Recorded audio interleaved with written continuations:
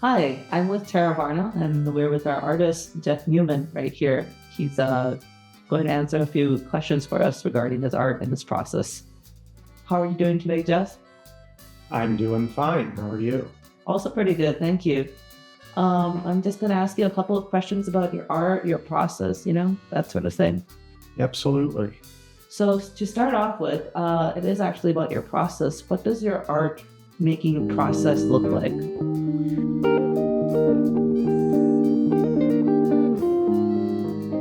Well, it's changed over the years. Initially, I focused a lot on plein air and as far as painting goes, and then academic drawing and figure and human anatomy and things like that for artists. But recently, over the last year, I've moved more and more into what's being called new surrealism.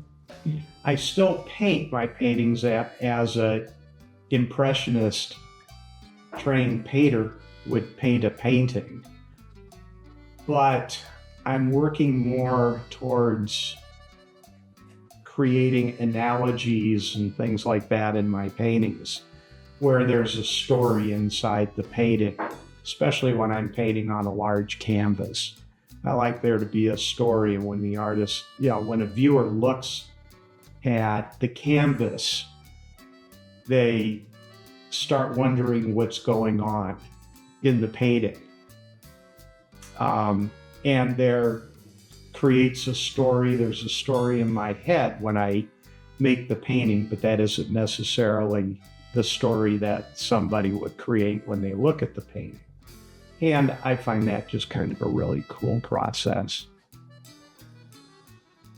That is really interesting. You mentioned a couple of different mediums. You mentioned plein air.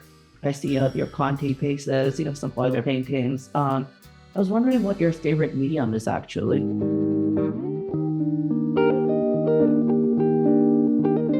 Oil paint. So definitely. Yeah, that's pretty much it. But I will paint, I pretty much paint every day or do art every day, but I tend to paint for 8 or 9 months of the year and start to feel a little burnt out with it. And then I'll go back to working on just developing my own skills with academic art and things like that, just to keep getting better. Because if I just paint all the time, then I tend to kind of lose my eye for human figure and things like that. And then I will do that for a while and then go back to painting, and I'll have fresh new ideas.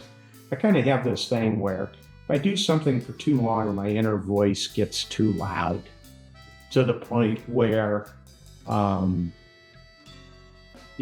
if I'm trying to watch a movie or read a book or something like that, my inner voice just gets so loud it just starts to interfere with what I'm looking at. So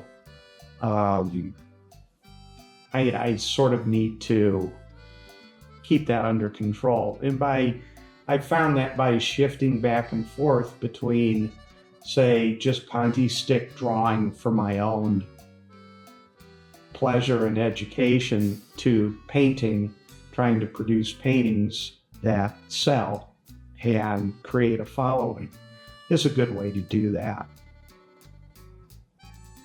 That makes sense.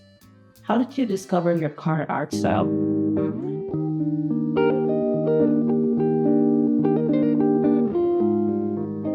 It evolves. I don't know that I discover it so much as I just start to paint. I move much more into not wanting to paint what I see, but what I see with my eyes, but to paint with what I see in my head. And I think my routine of going back and forth between just drawing and Conte stick to painting helps with that. I start coming up with ideas in my head, and I find painting what's in my head to be much more satisfying. That's cool. That gives me a lot of insight into it. I was wondering, what would you call your art style if you have a word to describe it?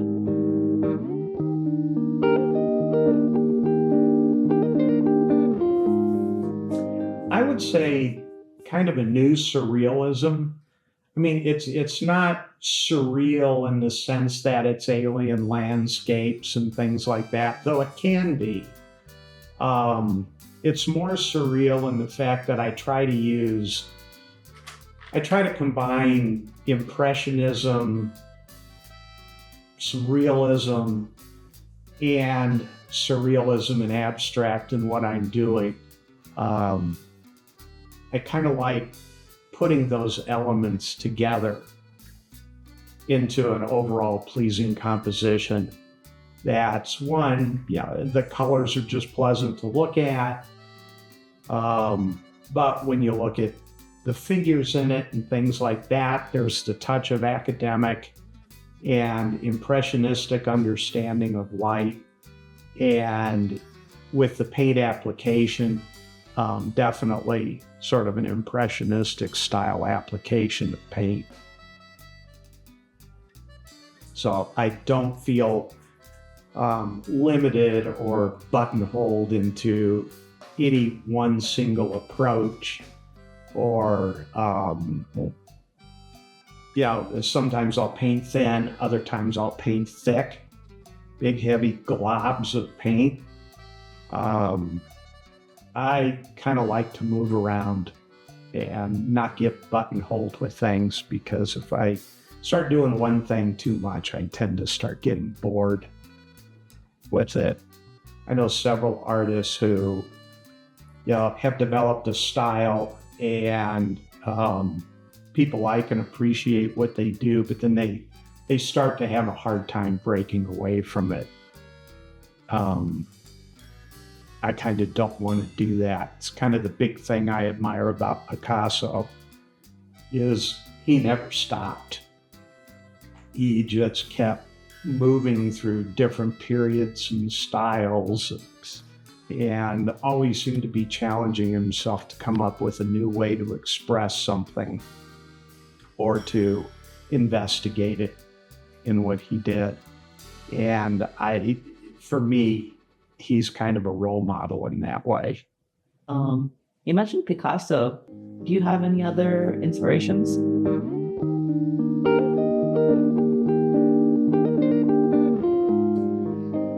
Oh, of course, the great Impressionists, Monet, Manet, that whole oeuvre of stuff. I also have an uncle who had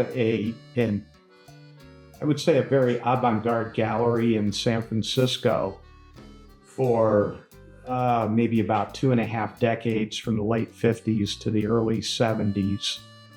And his artists were very avant-garde, abstract, contemporary, moving through things like op art, pop art, and that kind of thing. And when we visited him when I was young, it had a huge impact on me. I've kind of always created stuff and made art and drawn and done those kind of things. And I really loved his gallery. A plug, although it doesn't exist anymore. It's called the Lexi Gallery. How did you spell that? DELXI. Okay, cool. Yeah. Right. How did you start making art?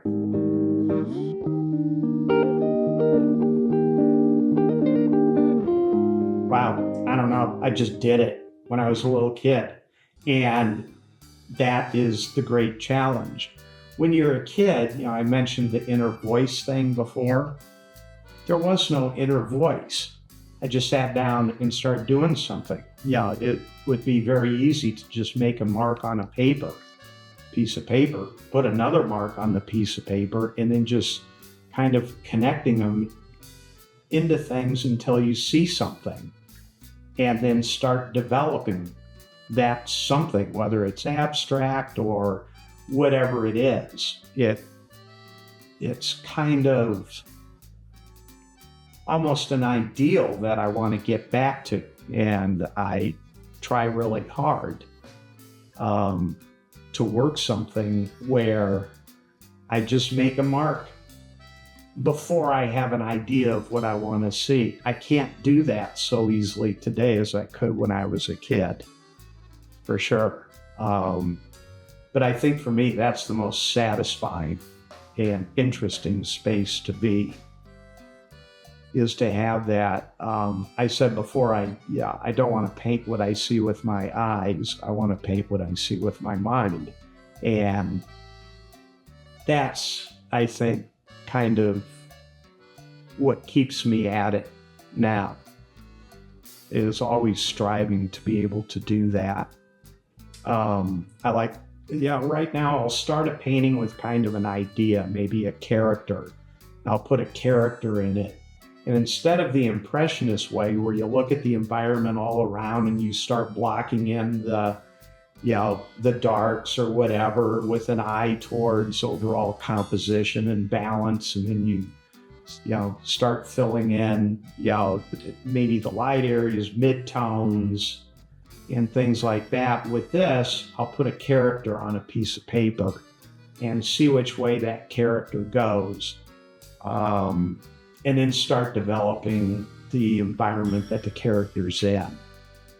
For example, this painting here, I did that. I started painting a character, originally a nude. I didn't want to do another nude. So then, I wanted some kind of dress. I thought, oh, she kind of looks like a singer. So my sister was over here. I didn't know anything about fashion or whatever. She said, oh, you should put a chemise on her. I didn't even know what a chemise was. So then, we're opening up and Googling 1940s fashion. And it was really cool. And the 40s and 50s, I have a love for film noir and that whole sort of 40s, 50s sort of a thing, the fashion of it, the design, the Art Deco, kind of the flow from Art Nouveau into Art Deco. I like the architecture and everything, and this painting kind of became that. So, I didn't want it to be totally that. So, what could I do? One of Manet's paintings, which is one of my favorite paintings, is the barmaid with the mirror behind her and the back of the man that's standing, very famous painting. And I thought, oh, I'm going to put a mirror in there. And then what to put in the mirror, sort of as an homage to, one of my all-time favorite paintings. So then, okay, she's a singer in some kind of a lounge. And I shadowed in a saxophone player and a double bass player and a piano player kind of thing in a smoky sort of room. And then on the right side of the painting, I just kind of put a dark wall. I wanted something dark there just to keep the eye from leaving the canvas. And then I just kind of abstracted that out into sort of half-modeled, interesting shapes. And then I used a very bright area to light the scene. But, the area might be a wall, it might be the sky, whatever. And I started having the thought as I'm painting this that, like it's almost a portal into another world, which is, sort of the surreal aspect of it. I didn't want to leave it just blank. It just seemed kind of empty to me. So now I've got this vision. I'm just kind of playing with it right now. I'm not sure how it's going to work, but it's going to be sort of like a crack traveling up a wall, like a plaster wall, how cracks form in them. But then the crack becomes just the profile line of a man in a fedora hat. Just sort of suggested that way. And then the idea is, she might be some kind of, but lounge or torch singer in the kind of 40s or 50s, singing about some kind of relationship with a man. And then, so there's kind of the allegory, the story, and how that's interpreted is up to the viewer. But I'm trying to do this in a way where you don't really see the crack when you first look at the painting. And, then you kind of notice it, but you're not sure, is that sky? Is that a wall? What is that sort of thing? It's surreal. And then after looking at it for a while, you notice kind of the profile of a man in a fedora styled in the 40s. So it's kind of I'd say period-wise, it's kind of a Art Deco kind of out of that period, which is the overall style feeling I'm going for in the painting. Right now it's just, I'm messing around with it till I find what works, and who knows, I might wind up with some different story happening in my head and something completely different that I want to do with that. It's one of the reasons why I like oil paint, is a painting is never truly finished. You can always change it. Thanks for the background on the painting. That was really interesting. I think you really got the 40s, 50s atmosphere and mood down. It was really nice to get the insight on that. I was just wondering, what is your biggest challenge as an artist?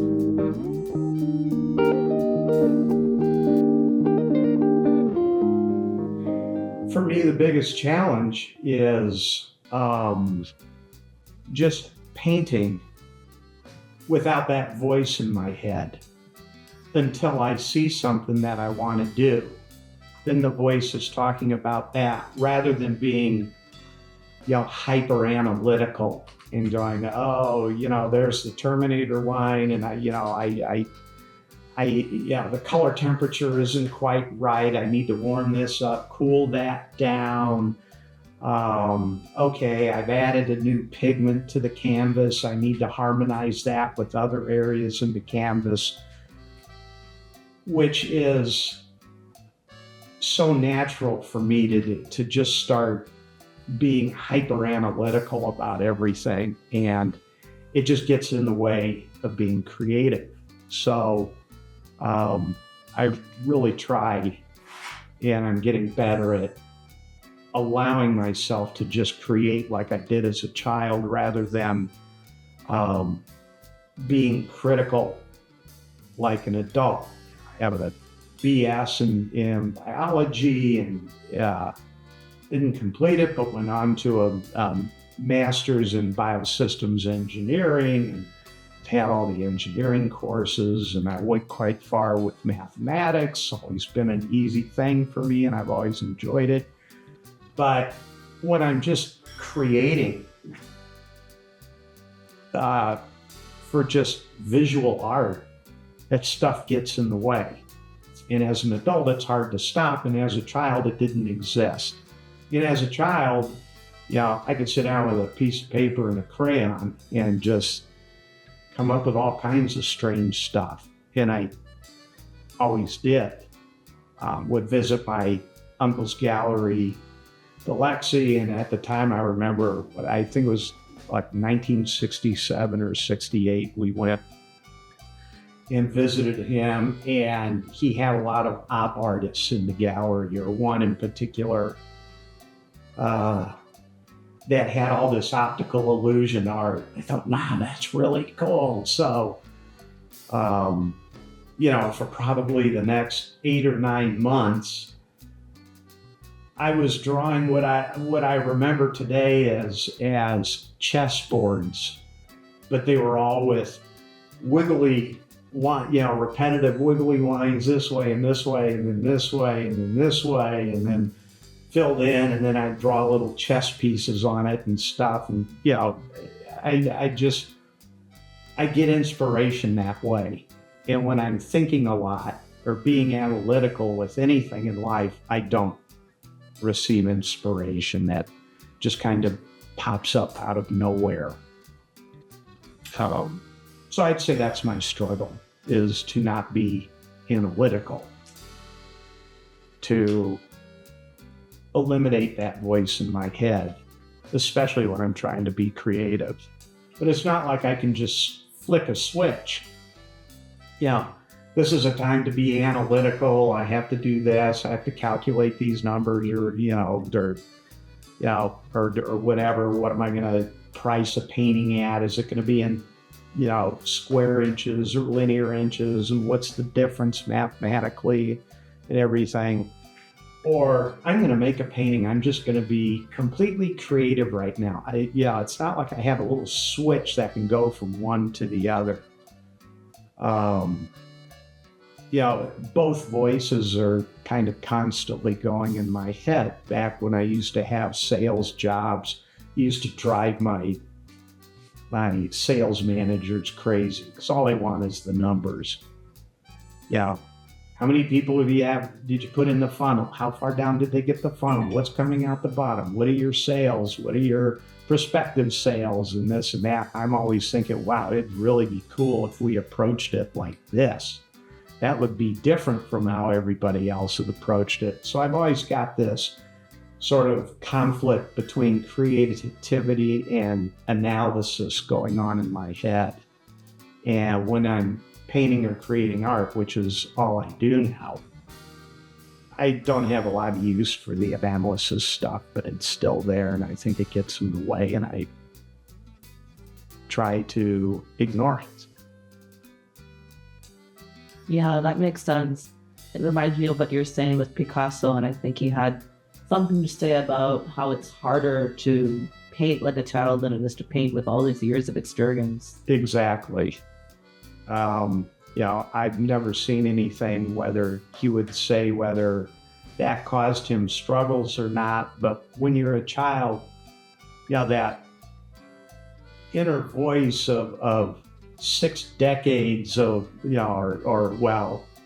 4 decades of living as an adult, raising children, being married, being divorced, all that kind of stuff, it builds up brick walls in your mind. Even speaking, there's a part of me that analyzes everything I'm going to say to make sure that I don't say anything wrong, or I don't say anything foolish, or make a fool out of myself, or be inconsistent.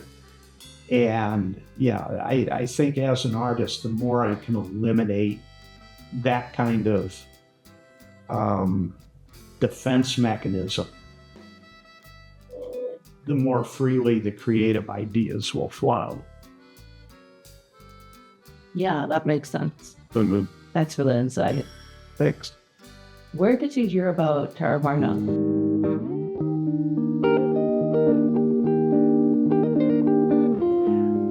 I believe I came across you guys, it's been a little while now, but I think I came across you guys online in a call for art. And I do remember, because I started out doing, I've never done any of these, just answering every call for art kind of thing that was out there. And I started kind of recognizing in them that a lot of it is vanity driven.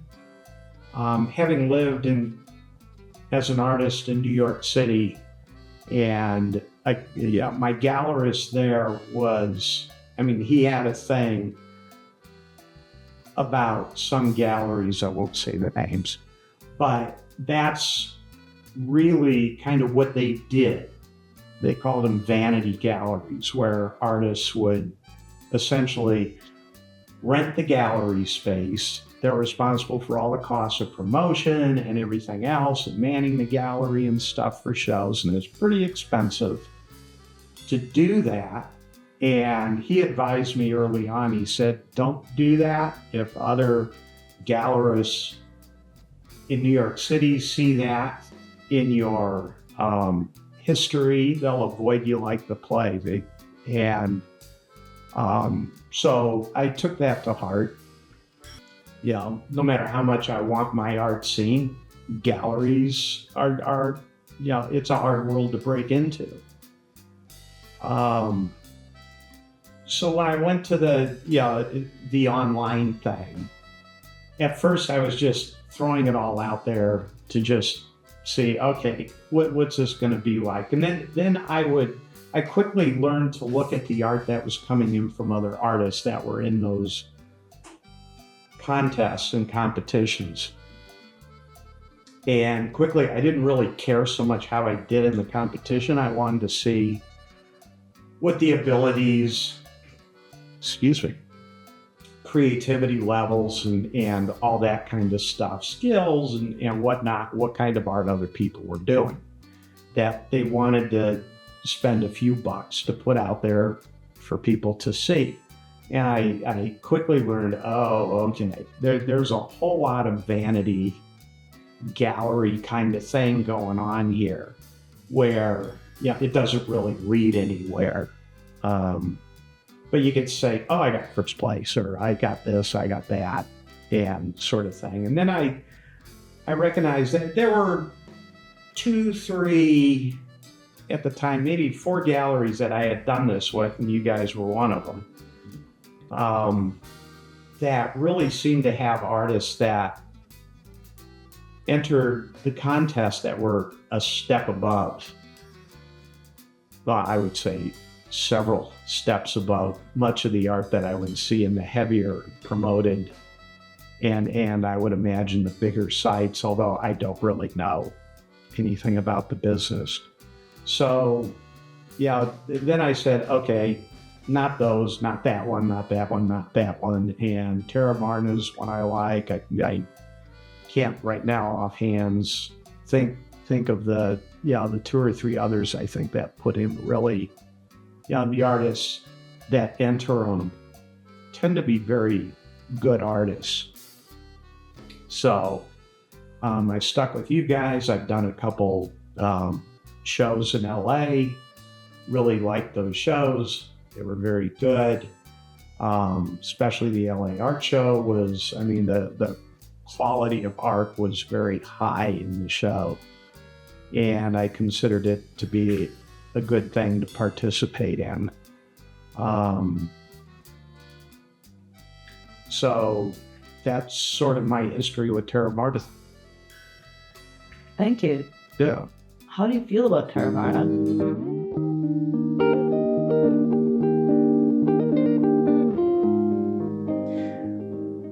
I think right now the art world, the art market, the gallery industry, I think there's so much up in the air right now as to, what's all of this? Physical galleries, online places where you rent a online gallery and put on your own gallery show from an online gallery, or you do competitions you enter, this and that. I don't know what the impact is going to be on the art world. I think there is still very much a need for visual art, especially paintings, to be seen in person and not online, no matter how hard we try to make the best photographs we can possible. There's still nothing like seeing it framed and hanging in a gallery with a good gallery, a gallerist who, even if you're a new artist there, they take the time to get to know you. People walk into the gallery and they look interested in the painting. The gallerists or the salespeople in the gallery don't talk about the painting so much as they talk about the artist and what the artist is trying to do, and get the potential buyer or a collector interested in who that artist is and what they're doing and why they're doing what they're doing, rather than, oh, that's a nice painting, it would look count. blah, blah, blah. So I don't know how this kind of difference between the physical gallery world and the online gallery world is going to navigate all that. I mean, obviously, having a physical gallery is a very expensive thing. And, an artist pricing a painting and 50% of it goes to the gallery. If you've been in business like I have for a long time, most of my adult life, you understand there's rent, insurance, payrolls, and taxes, utilities, and all that. It's expensive to run a gallery. I don't know how this is all going to shake out in the world. It seems to me right now that there's kind of a lack of, the gallery business or physical gallery business, or maybe even the art business in general, is in a little bit of a hangover period, because the gallerists I know during COVID, during the lockdowns, were going nuts with sales. I mean, they were setting all kinds of records for themselves, and now it hasn't been so good since then. But, it cycles in and out. So I don't really know. And, social media is another thing. You go on Instagram, you put your stuff up there and you try to collect followers and stuff. But to a certain extent, to what end? So far as I can see, it's not leading anywhere for me personally to be doing that as an artist, and it takes a lot of time. So I think if the online art thing in sales is going to take off, somehow that connection has to be made between selling actual product. And I think there's, like TERAVARNA and some others that are really working on this. How are we going to do that?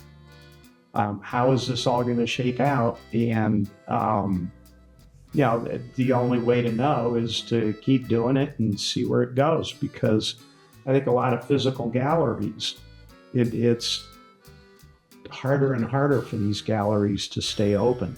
But there's always going to be a certain demand for art in people's homes. Some people, if they have the money, a lot of people want to hang the art, not the print, which is a whole nother thing, prints. So I don't know. I want to focus on doing my art, and I want the people who want to focus on selling art, dealing with collectors and things like that, I want them to do them, and I want to do my thing. Yeah. I don't know. I made a shaggy dog that a little bit. No, it's totally fine. Yeah, that makes sense though. Yeah.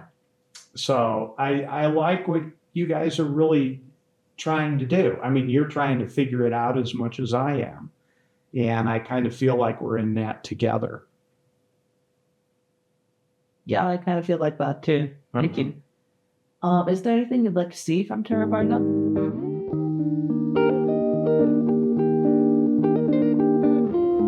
I think you guys are sincere, and I think you're working hard, trying hard, and